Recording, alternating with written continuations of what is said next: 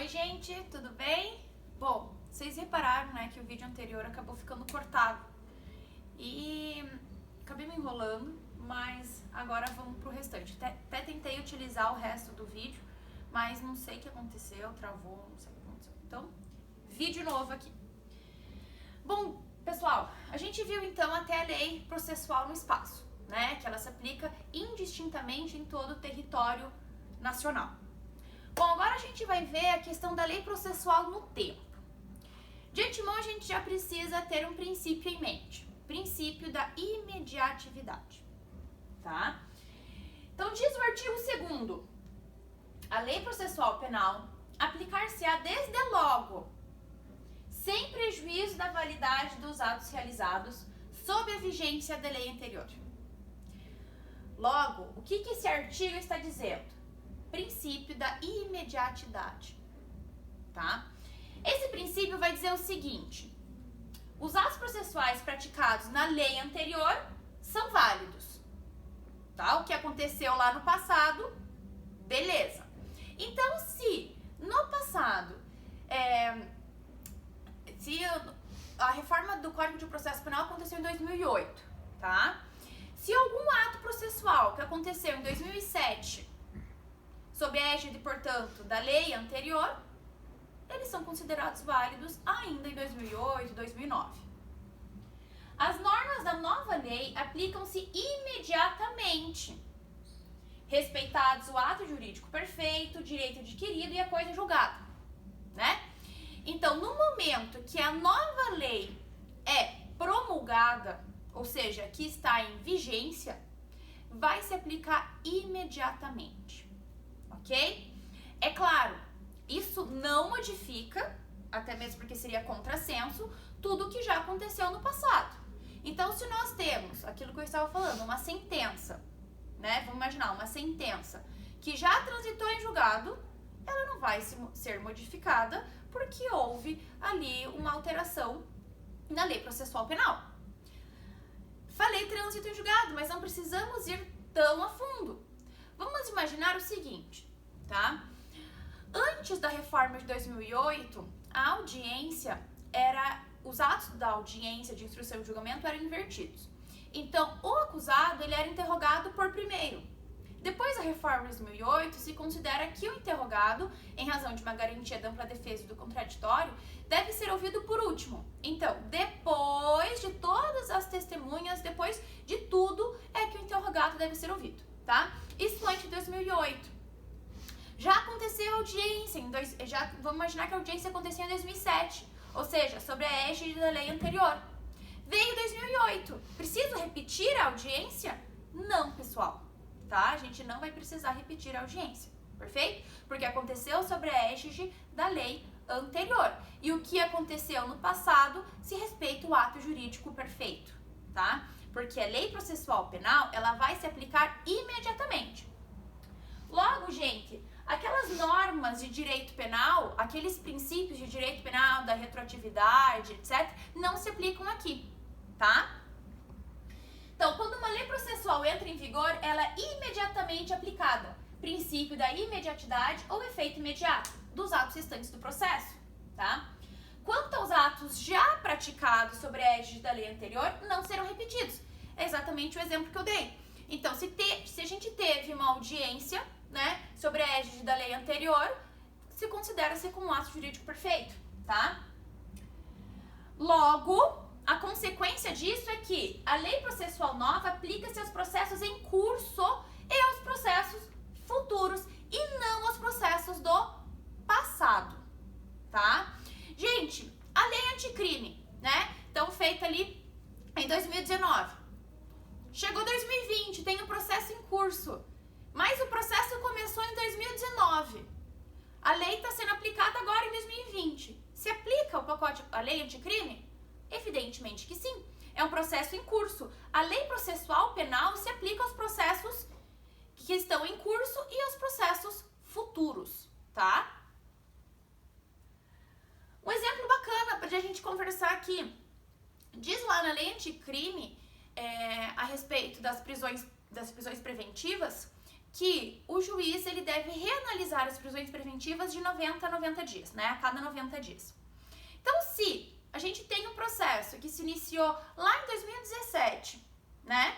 E veio essa nova lei em 2019, e ele já tem uma prisão preventiva lá de 2017, significa que essa prisão preventiva, se ela ainda persiste, agora em 2020, o juiz agora deve reanalisar esse caso de 90 em 90 dias, tá? Ainda que o processo tenha se iniciado lá em 2017, 2018, não importa, tá?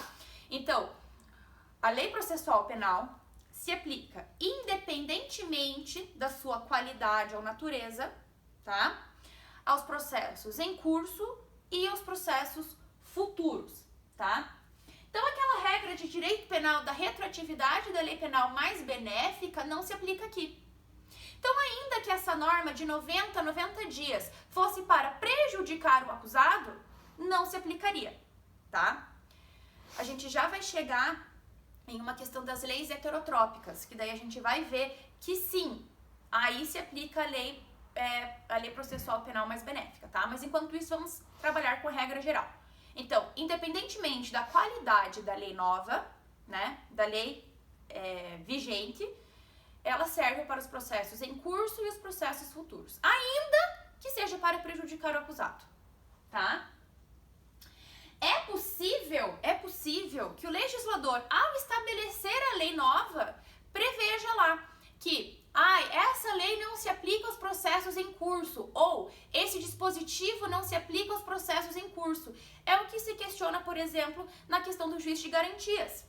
Se o juiz de garantia se aplicaria a processos em curso, né? Porque, teoricamente, a lei processual penal se aplica imediatamente. Então, se a gente tem lá um inquérito que está acontecendo, que vai ser oferecida a denúncia, né? Se ali haveria a incidência de um juiz de garantias nessa fase. A gente sabe que a questão do juiz de garantias ali está em stand-by, né? A gente ainda precisa de um pronunciamento ali das cortes superiores a respeito disso. Mas, só para vocês entenderem, é possível, mas aí sob previsão expressa do legislador, que exista ali essa disposição que a lei nova não vai ser aplicada aos processos em curso.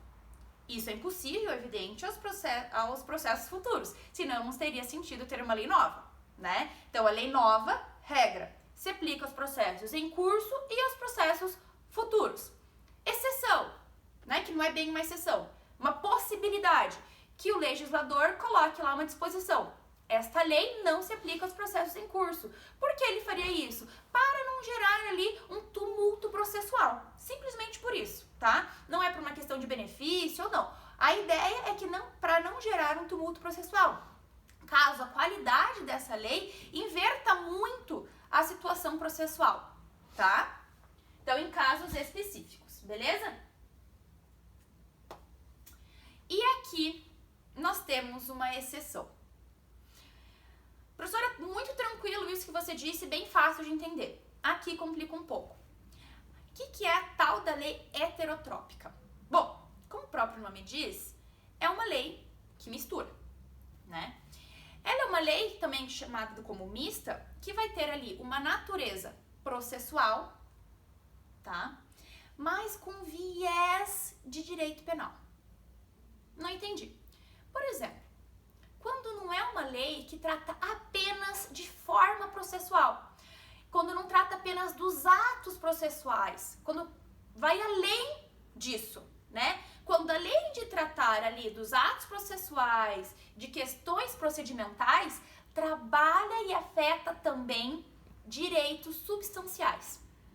Então, por exemplo, tá? Uma lei que fala sobre recursos. Essa lei é evidente que afeta a questão processual, né? Mas afeta também o status do acusado, certo? Então, uma lei que, por exemplo, sucumbe um certo recurso, quando deixa de existir um determinado recurso, o que isso vai afetar? Afeta, evidentemente, uma lei processual, né? Porque os recursos são disciplinados pelo Código de Processo Penal, mas afeta também a questão da ampla defesa. Afeta também a questão do contraditório, Porque você diminui uma possibilidade de exercício da ampla defesa, né? Então, determinadas leis possuem caráter processual e de direito material. Nesse caso, não será o princípio da imediatidade que vai vigorar. O que vai vigorar é os princípios de direito penal. Então, o que vai ser aplicado aqui? A lei penal, processual penal mais benéfica, tá?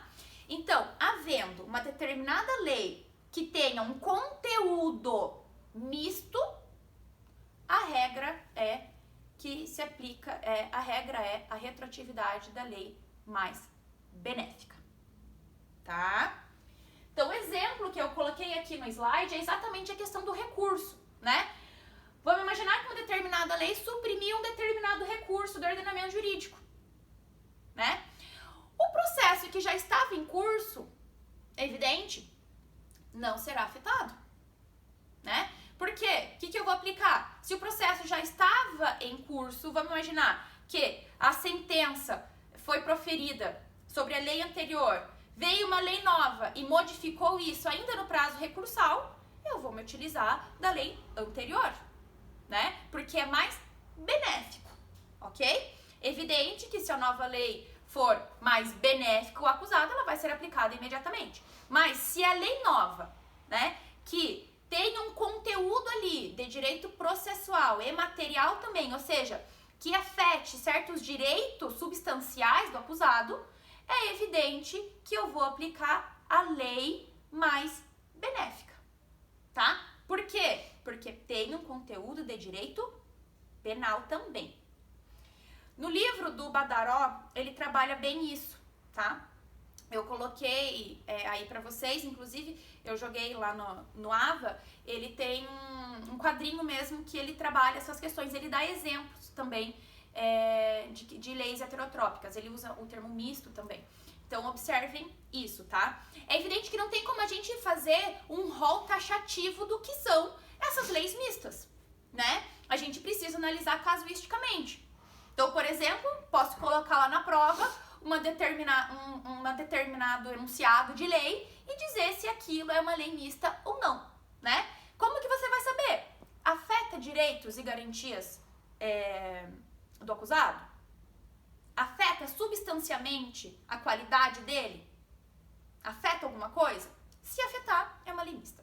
É evidente que isso vai muito da argumentação de quem está defendendo essa tese, né? Então, se você defende, por exemplo, e a gente poderia utilizar isso a respeito